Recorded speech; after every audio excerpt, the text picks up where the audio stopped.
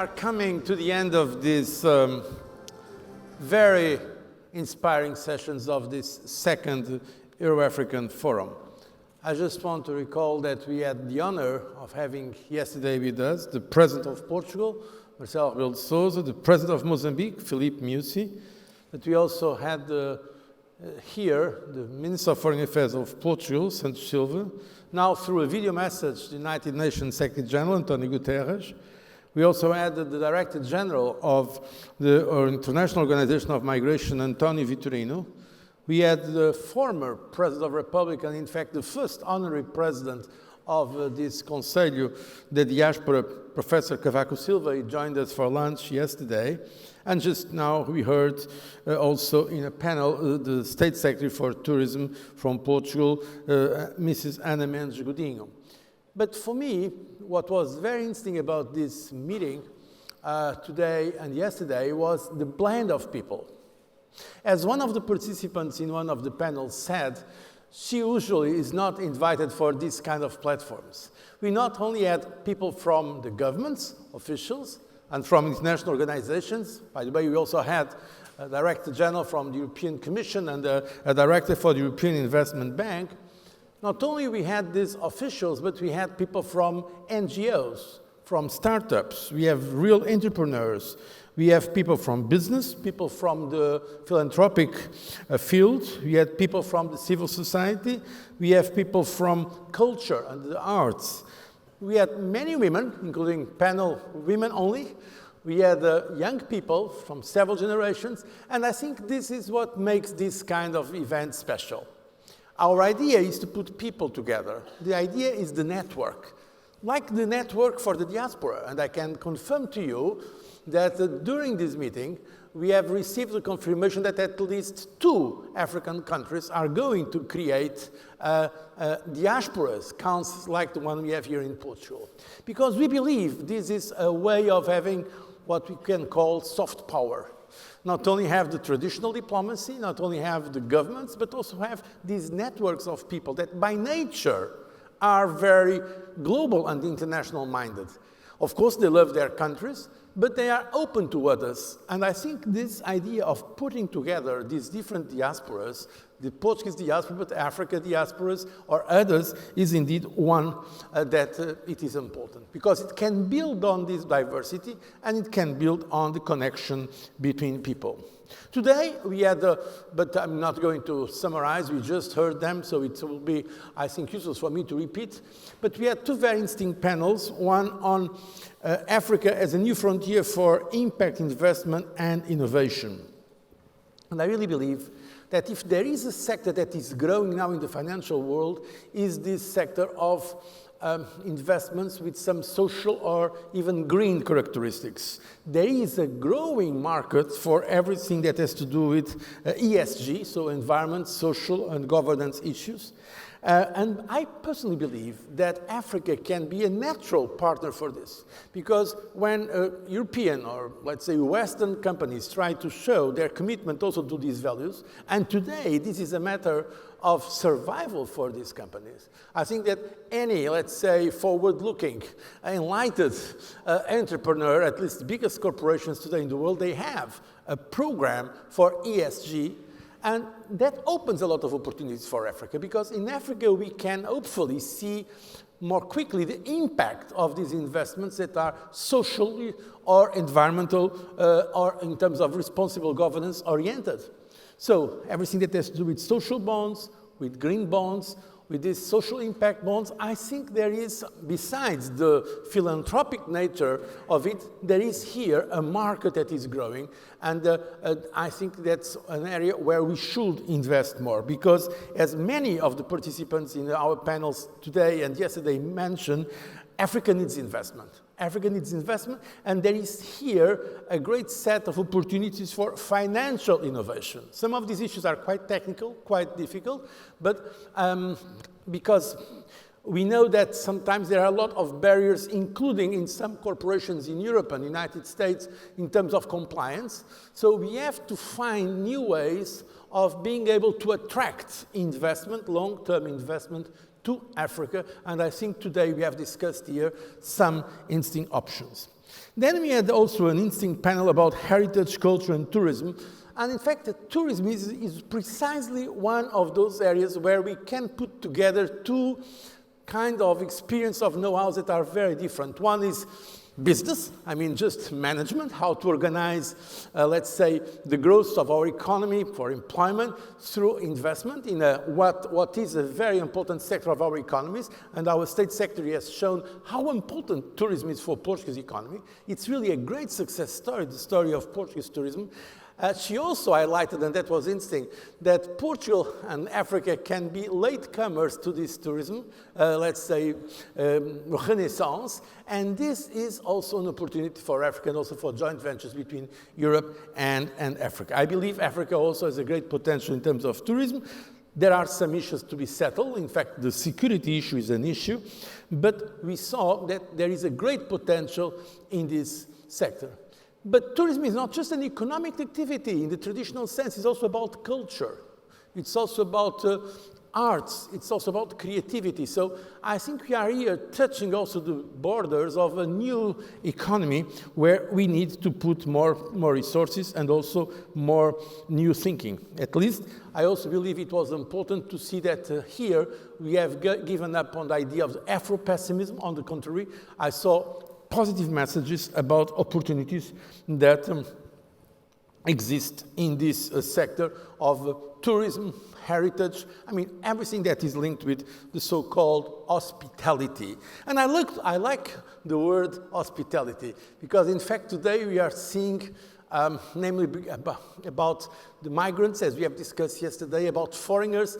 There is, in fact, a broad cultural struggle going on. Hospitality or hostility? Do we see the foreigners as an enemy, the hostes, as we said in Latin, or do we see a foreigner as a friend? Can we or not be more inclusive? This was, in fact, a topic all over our sessions about the issue of equals, partnership of equals and sharing values. So the basic attitude, the basic broad cultural attitude we have towards others, is it an attitude of hospitality and inclusion or an attitude of rejection and hostility? I think we are here and we have reaffirmed once again the values of hospitality and inclusion. I think these sessions have shown a lot of goodwill, a lot of passion, and I would like to underline this word passion. For some of us, the issue of Africa is a matter of passion. If I may make a personal remark, I discovered this issue when I was 31 years old. I was invited to join the government, precisely in charge of development cooperation, foreign affairs and development cooperation. The prime minister then, it was President Cavaco Silva that you met yesterday, invited me, and I was quite surprised because I told him, but I have never been in Africa in my life. Why are you asking me to deal with Angola, Mozambique, and so on? And he says, precisely because we have never been there. Because I want someone who has no prejudice against Africa, does not look at Africa through the, let's say, the lens of colonialism or also anti-colonialism. You go there with a fresh mind. And afterwards, I was so excited to discover Africa, namely when I was the mediator for the peace, namely in Angola, the terrible war that was going on, and the peace agreements that were made not far from here where we are today, and also our support to Mozambique and other processes. So I think many of us, when in Europe, when we speak about Africa, we speak with some passion. I love Africa. I fell in love with Africa. The creativity of the people, the resilience of the people, the courage, the great humor we find in Africans. So I think Africa is indeed something that has a potential still to explore, and part of us is motivated to Africa by this passion. But let's be also frank and honest. In terms of the economy, there are, besides passion, there are also the interests. And Africa has a very dynamic demographics. Africa will be one of the biggest markets in the world. Yesterday, I gave you the figures about the relationship between Europe and Africa. It's extremely important, but I think it will be much more important in the future. In fact, when you look today at Asia, we see that many of those economies are coming to what we call the level of maturity. Yes, they are going to continue to grow, but their potential growth is not so big as it was, let's say, 10 or 20 years ago. I mean, it's very unlikely that China will come back to growth of 2 digits. So they are going to continue to grow, but not at the same pace. Africa has a potential to grow at 2 digits. The market of Africa is going to be one of the most important markets in the world. So I think in this issue, we can at the same time have the passion for those who want to share that passion, but also to try to align with our interests, the long-term interests, and make them compatible in terms of the European interests that exist, but also basically the interest of development and growth and jobs for Africa. And one point when I saw that was coming in almost all panels, just now in the panel of tourism, is the issue of education. Education and skills. It was said by some of the entrepreneurs, what we need more is skills. And so if there is an area I think we should highlight and be critically important is what can we do together, Africa and Europe, in terms of education and skills. And in Europe, we have a lot of know-how in many of these areas. We can share this know-how. I mean, some people, in fact, people that will be happy to do it, I would say almost for free, because we can share this, and we can, at the same time that we are fulfilling ourselves, we are also helping others. So the issue of education and skills and what Europe can bring in terms of support the ideas of Africans and the dynamism of Africans is really important. And I have been in more than 30 countries in Africa. And that's why I do not share the pessimism that I see very often. If you want to see, for instance, what is dynamism, you go to one of those small markets in Western Africa, for instance. What they lack very often is this dimension, this critical mass. But they have, in Africa, they have the resources, the characteristics to be very successful economies. And I think that Europe will also benefit from being partners in equal terms with Africa. I have now to conclude with some words of thanks, because as you know, to organize such an event, it requires a lot of work, a lot of energy, a lot of time. I like to say on behalf of the conference and also on behalf of the Conseil de Diaspora, to say my very sincere thanks to Cascais municipality, Município de Cascais. It was represented here as well by the mayor and the vice mayor, to Nova SBE, represented here by the director, Daniel Traça. This is probably the most beautiful campus in the world, I think.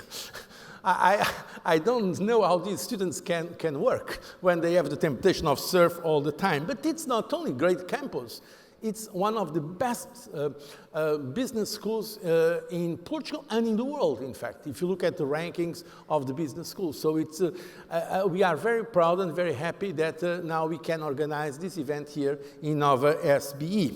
I'd like to thank all the sponsors. There are so many, from Turismo de Portugal to public and private entities that I cannot now detail them, but my very warm words of thanks to them. Once again, a word of thanks to our honorary president is the President of the Republic, and our vice honorary president is the Foreign Minister of Portugal. And now it's true that we are a partnership of equals, but let's be frank, we are all equals, but not everybody has worked the same.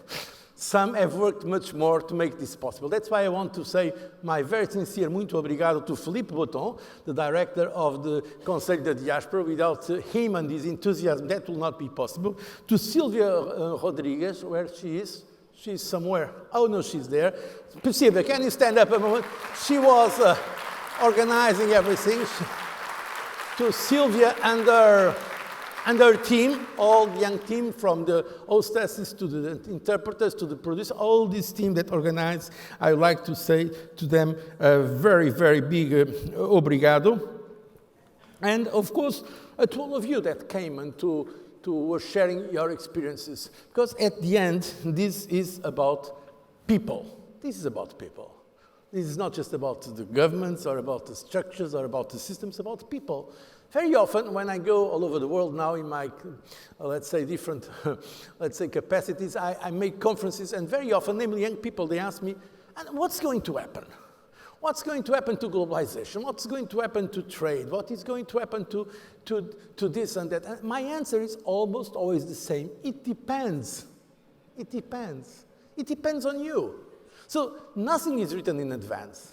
It depends on what we do. And even if it's a small contribution, I think we can make a difference. And I think during these 2 days here, we have made a difference in this beautiful place of Cascais, in this beautiful country that is Portugal. Yes, I'm against nationalism, but I'm a little bit patriotic. And you know, we made that difference that it was a great French writer who said, patriotism is to love what belongs to us. Nationalism is to hate what belongs to others. I think we can be, and we have seen during 2 days at the same time that we can be patriotic, we can love our community of reference, but at the same time we have to show our interest and commitment to the rest of mankind, to others, be it in Europe, to be in Africa, and I think naturally Europe and Africa can be very good, equal, and respectful partners. I thank you very much for your attention, and I wish you all the best, and I hope to see you next year here in Cascais, in Portugal. Thank you very much. Muito obrigado.